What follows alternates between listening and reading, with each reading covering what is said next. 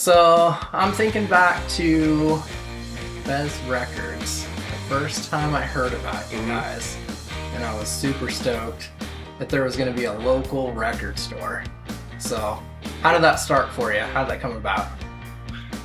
Well, I was new to Pennsylvania, and I had visited the area. My wife is from Bellefonte, Pennsylvania, and so visited her family, the town, State College, the whole area a lot over the past few years before moving out here. And I would always go downtown Bellefonte and think like, oh, this would be a perfect place for a record shop. I don't know why. It just was a kind of like a vibe that I would totally have gotten into for the record shop.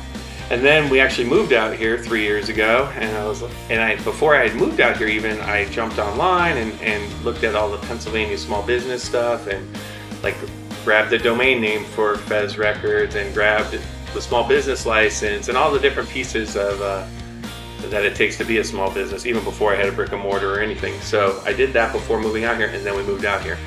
And then I started looking at some small places downtown Bellefonte.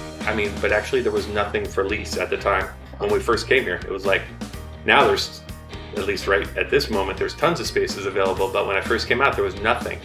And so I'm like, well, no rush. I don't need to, this is just something extra I wanted to do and start up. So I then saw this place like over on College Avenue, somewhat between downtown State College and where I live.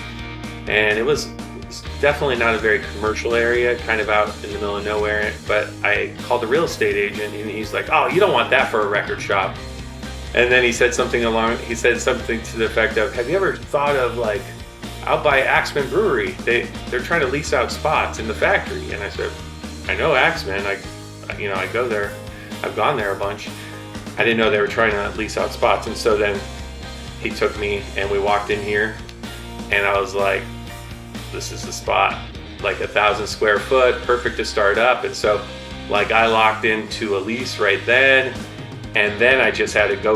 Like I didn't want to pay rent on a space. So then I just started running with it. And that was, this summer. I found the place in like March of 22, and then started paying lease on it, and then just like the summer of 22 really started working on the place and transforming this space, and then opened October 1 of 22. That's wild. I know. Yeah. Just happened fast.